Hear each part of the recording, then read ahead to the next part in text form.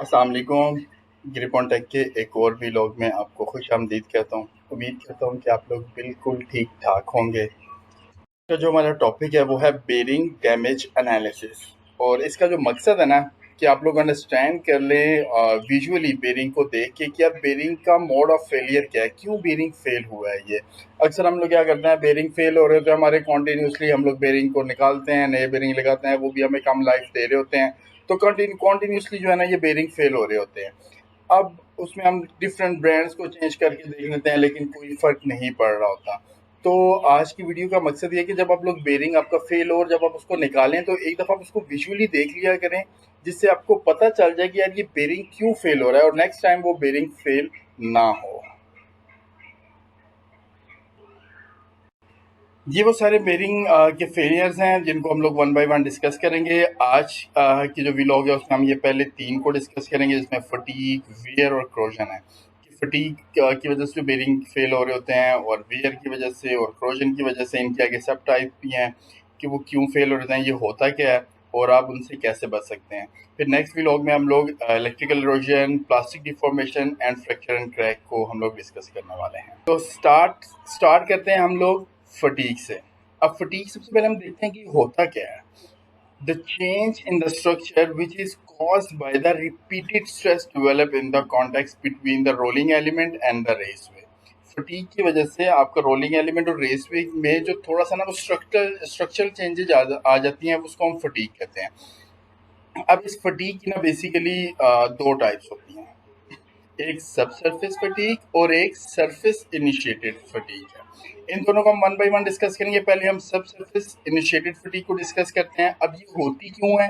Repeated stress changes. आपका जो stress है ना वो रिपीटेडली चेंज हो रहा है, मटेरियल स्ट्रक्चरल चेंजेस की वजह से हो रहा है। माइक्रो क्रैक्स आ जाते हैं। इसकी पहचान ये है कि जब आप इसको देखते हैं ना, छोटे छोटे छोटे क्रैक्स आपको मिल रहे होते हैं। उसमें फ्लैकिंग, पीलिंग जो है ना वो भी इसकी एक, इसको अगर हम प्रैक्टिकली देखें तो ये सब सरफेस इनिशिएटेड फटीग इस तरीके से आपके छोटे छोटे से क्रैक आना शुरू हो जाते हैं आपकी रेस के ऊपर। ये inner race, outer race, rolling element के ऊपर होंगे। अब ये क्या होता है कि ये first flaking occurs, this doesn't mean that the bearing can not go on. अब जब ये आ जाता है ना, ऐसा नहीं है कि बेरिंग जगह के ऊपर बंद हो जाएगा और आपका बेरिंग टूट जाएगा, खराब हो जाएगा। ये चलता रहेगा बेरिंग, और ग्रेजुअली जो है ना ये अपनी नॉइस को बढ़ाता रहेगा, आवाज़ को बढ़ाता रहेगा, वाइब्रेशंस को बढ़ाता रहेगा। और क्या होगा कि अगर आप लोग इसको टाइमली नहीं डायग्नोज कर पाते तो ये आगे आपकी कपलिंग को, आपकी हाउसिंग को, आपकी शाफ्ट को, आपकी मोटर को, आपके पंप को, जो भी है इन सबको साथ लेके जाएगा और ये फेल हो जाएगा। तो इसकी वजह क्या होती है? आमतौर पर लुब्रिकेशंस के अंदर कुछ पार्टिकल आ जाते हैं, कुछ डस्ट पार्टिकल आ जाते हैं, मेजरली वो उसकी वजह होती है। सेकेंडली इसमें जो होता है ना, आपके लोड जो है ना वो इक्वल नहीं आ रहे होते, तो आपने उनके लोड्स को देखना है, लोड के अकॉर्डिंगली बेरिंग की सिलेक्शन को देखना है, तो आपका ये वाला प्रॉब्लम सॉल्व हो जाएगा। देन दूसरा सरफेस इनिशिएटेड फटीग होता है। अभी हमने सब सरफेस डिस्कस किया। अब सरफेस इनिशिएटेड फटीग होता है, रिड्यूस लुब्रिकेशन होती है, सरफेस डिस्ट्रेस होना शुरू हो जाती है, स्लाइडिंग मोशन आना शुरू हो जाती है। स्लाइडिंग मोशन क्या होती है ये भी हम डिस्कस करेंगे। आप अगर हम लोग मेजरली देखना तो इस किस्म की आपको इसमें निशानात नजर आना शुरू हो जाएंगे। अब ये देखें, ये स्लाइड हो रहा है। अब ये क्या होता है? Surface distress, if lubrication is no longer optimal and reduce the contact surface will no longer in the separate olefin। आपकी जो lubricant है ना वो या तो इसमें ख़त्म हो गया, या उसने अपना काम छोड़ दिया, या वो उसके अकॉर्डिंगली नहीं है।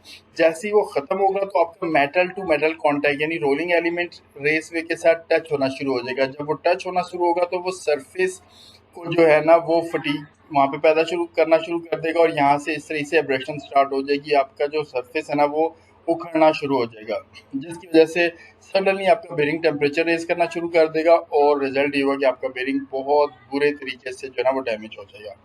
इसलिए आपको देखना है कि आपकी बेरिंग की जो ग्रीस हो रही है वो टाइम से हो रही है, और उसको राइट अमाउंट हो रही है और राइट ग्रीस हो रही है। ये आप लोगों ने ज़रूर इसमें चेक कर लेनी है। देन सेकंड, अभी हम लोगों ने फटीग को कंप्लीट किया। जो सेकंड फेलियर की वजह है वो है वियर।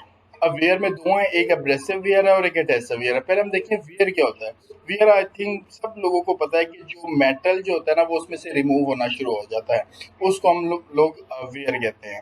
अब ये दो तरीके से होता है, एक एब्रेशन के साथ होता है और एक एडहेसिव वेयर होता है। पहले हम एब्रेसिव को डिस्कस कर लेते हैं। Progressive removal of material, material का रिमूवल स्टार्ट हो जाता है। क्या वजह क्या होती है? Inadequate lubrication, ingress of dirt particle. ये बहुत बड़ी एक रीजन है कि आपके लुब्रिकेशन में डर्ट के मोटे मोटे पार्टिकल ऐड हो गया, जिसकी वजह से आपकी जो है ना वो एब्रेशन स्टार्ट हो गई है। वो जहाँ जहाँ से भी गुजरता जाएगा पार्टिकल, वो उसके ऊपर लाइंस डालता जाएगा मटेरियल को, वो जो है ना वो उसके खराब करता जाएगा। इसकी हम एक प्रैक्टिकल एग्जांपल देख लेते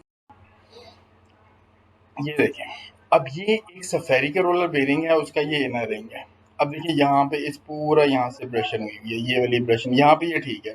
यहाँ से फिर ये ब्रशन हुई। अब हुआ क्या था इस केस में, जो था ना आउटर रिंग इसका रोटेट करता था, इनर रिंग स्टेशनरी होता था। अब इनर रिंग स्टेशनरी था और उसको वो एक्सट्रीमली हैवी वेयर हुआ। किस वजह से? क्योंकि वहां पर इसकी जो फिट थी ना वो बहुत लूज थी, बहुत लूज फिट था, जिसकी वजह से क्या होता था कि ये साथ साथ इसको रोटेट भी करता रहता था। इसमें बहुत ज्यादा डर्ट पार्टिकल, बहुत ही गंदी थी इसकी ग्रीस। वो जब चली गई, अब वो इसमें से यहाँ पे जैसे ग्रीस गई तो वहां से ये ब्रशन स्टार्ट हो गया। कुछ अरसे के बाद, थोड़ी देर बाद, जैसे इसके ऊपर हैवी लोड पड़ता ना तो ये इनरिंग थोड़ा सा रोटेट कर जाता था। जब रोटेट कर जाता था तो दोबारा ये नई जगह जो है ना उस जगह पर आ जाती थी जहाँ पे वो रेडियल प्री लोड हो रहा था। तो वो जगह वहां से जो है ना वहां से ब्रशन होना स्टार्ट शुरू हो गई थी। तो अगर इस किस्म का आ रहा है, एक तो आपके फिट्स दोनों टाइट होने चाहिए, दूसरा आपकी ग्रीस जो है वो बहुत अच्छी होनी चाहिए और उसमें किसी ऑफ कोर्स नहीं होना चाहिए। देखिए एक और एग्जांपल है ब्रशिंग की। अभी देखिए ये लाइंस आपको नजर आ रही हैं, ये बहुत ज्यादा हैवीली शाइनिंग हो जाती हैं। अब यहाँ से क्या होता है कि कोई पार्टिकल उसके साथ वो हो जाता है, बीच में ऐड हो जाता है, वेल्ड हो जाता है, तो वो उस जगह से गुजरता रहता है तो उसको बहुत ज्यादा शाइनी सा बना देता है वहां पर। तो आपको इस किस्म की जो है ना वो शाइनी पॉलिशिंग वाली जगह नजर आना शुरू हो जाएंगी, तो आप समझ जाए कि आपके लुब्रिकेंट में कुछ मेटल पार्टिकल जो है ना वो ऐड हो गए हैं, जो उसकी हार्डनेस को जो है ना वो लेवल को ही चेंज कर दे। दूसरा जो था वो है एडहेसिव वेयर। अब इसके नाम से ही जाहिर है कि ये एडहेशन हो रही है। अब इसमें मेन वजह क्या होती है? इसकी एक्सेलरेशन। ये एक्सेलरेशन क्या होती है ये भी मैं अभी आगे जाके आपको बताऊंगा। स्मेयरिंग, स्किडिंग जो है ना वो इसकी एक और एग्जांपल है। मटेरियल इसमें ट्रांसफर हो जाता है, फ्रिक्शन बहुत ज़्यादा हो जाती है। इसकी अगर हम लोग एग्जांपल देखें ना, अब ये होता किस वजह से? बेरिंग की ना पूरा एक लोड जोन बनता है। पूरा एक बेरिंग होता है और उस बेरिंग के अकॉर्डिंगली उसका एक जोन होता है। लेट्स से ये पूरा एक बेरिंग है, तो ये इसके, सॉरी यार ये खुद ड्राइंग इतनी अच्छी नहीं बन रही। ये वाला ना पूरा उसका एक लोड जोन बन रहा होता है। जैसे रोलिंग एलिमेंट यहाँ पर इस लोड जोन में आने लगते हैं ना, तो वो यहाँ जैसे ही वो इंटर होता है ना तो यहाँ पे वो स्किड करता है। जब वो स्किड करता है ना तो वो इस मटेरियल को साथ चिप ऑफ करता है। वो ये वाले निशान बन रहे हैं यहाँ से, ये देखिए ये मटेरियल स्किड कर रहे थे। अब ये स्किडिंग से हम लोगों ने बचना है। जिस अब ये डहशन जो हो रही है ना, जितनी भी डहसन वियर होता है ये स्किडिंग की वजह से हो रहा होता है। तो उसके फिट्स जो है ना वो बिल्कुल प्रॉपर होने चाहिए। अगर फिट ठीक नहीं होंगे तो फिर वो प्रॉब्लम करेगा। थर्ड जो है ना वो है क्रोजन। अब क्रोजन क्या होती है? क्रोजन आगे मजीद दो टाइप की होती है, moisture corrosion, fretting corrosion. Fretting corrosion फिर दो, फ्रिक्शनल क्रोजन। फ्रिक्शनल क्रोजन फिर दो टाइप की होती है, एक फ्रेटिंग है और एक फॉल्स है। पहले क्रोजन देखने थे। क्रोजन जो होती है सिंपल एक केमिकल रिएक्शन होता है, किसी भी केमिकल से भी हो सकता है, पानी के साथ भी हो सकता है, किसी भी चीज के साथ हो सकता है। तो पहले हम मॉइस्चर क्रोजन को देखते हैं। मॉइस्चर क्रोजन क्या होती है? Oxidation, rust, corrosion, chemical reaction, chemical pits, flaking, जो भी है ना वाटर ऑयल मिक्सचर हो रहा है, वो सारी आपकी मॉइस्चर क्रोजिंग हो रही है। अब ये मॉइस्चर क्रोजन आपको पता कैसे चलेगा और इससे बचना कैसे? जब आप अपने बेरिंग को निकालते हैं ना तो बेरिंग पे आपके इस किस्म के मार्क्स बनते हैं। ये देखिए, ये रोलिंग एलिमेंट के साथ जो है ना ये आपकी ग्रेश या ब्लैकिश किस्म के ना ये रेसवे के साथ वो बन रहे होते हैं। अगर ये आ गया तो समझ लें कि आपकी जो ग्रीस है या आपका बेरिंग है उसमें कोई केमिकल, कोई वाटर, कोई ऑयल मिक्स हो रहा है जो कि आपकी ग्रीस को खराब कर रहा है। तो आपने सिंपली इससे बचना कैसे है? या तो आपने उसकी सीलिंग को बेहतर करना है, या फिर आपने ग्रीस को यूज करनी है जो कि केमिकल, ऑयल और ये सारा कुछ है ना वो रेजिस्टेंट हो, वो उसके अंदर उसको शामिल ना होने दे अपने अंदर। दूसरा फ्रिक्शन है। फ्रिक्शन में फिर फ्रेटिंग क्रोजन होती है और फॉल्स ब्रीलिंग होती है। पहले हम फ्रेटिंग क्रोजन को देख लेते हैं। फ्रेटिंग क्रोजन जो होती है ना उसको मैं आपको सिंपली फ्रेटिंग क्रोजन जब ये दो, एक शाफ्ट है और एक बेरिंग का इनर रिंग है, दो आपस में मेटिंग सरफेस होती हैं, उसमें कहीं छोटा सा गैप आ जाता है। अब देखिए ये गैप आया हुआ है, ये गैप आया हुआ है। जिस जगह पे गैप आया होता है ना वहां पे ऑक्सीडाइज होता है, जैसे ये वाली जगह। अब देखिए यहाँ से लेकर यहाँ तक जो है ना वो इसकी हाउसिंग इसके साथ टच नहीं हो रही थी, ओवेलिटी आ गई थी, जिसकी वजह से यहाँ पे ये फ्लैटिंग इरोजन स्टार्ट होगी। देखिए ये वाली जगह बिल्कुल नीट एंड क्लीन। तो जो दो जगह में जब गैप आ जाता है किसी भी ओवेलिटी की वजह से, तो वो आपस में टच नहीं होती, वहां पर फ्रेटिंग होना स्टार्ट हो जाती है। अब फ्रेटिंग का रिजल्ट क्या होता है?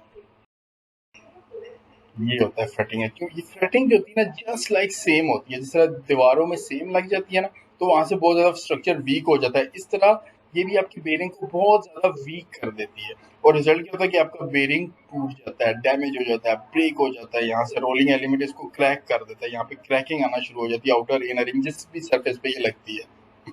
तो इससे अगर आपने बचना है तो आपने अपने शाफ्ट की, अपने हाउसिंग्स की क्वालिटी को जरूर रेगुलरली, जैसे ही बेरिंग रिमूव हो आप चेक कर लें, 3-4 जगह से आप लोग शाफ्ट साइज चेक कर लिया करें, हाउसिंग साइज चेक कर लिया करें कि वो हर जगह से बराबर आ रहा है कि नहीं आ रहा। देन दूसरा जो है वो फॉल्स ब्रीनीलिंग है। फॉल्स ब्रीनीलिंग क्या होती है? ये देखें, ये जो है ना छोटे छोटे छोटे डेंट्स बने हुए हैं, इसको थोड़ा सा हम रोलिंग एलिमेंट पे हो जाता है, माइक्रो मूवमेंट होती है, वाइब्रेशंस की वजह से थोड़ा सा हम इसको डिटेल से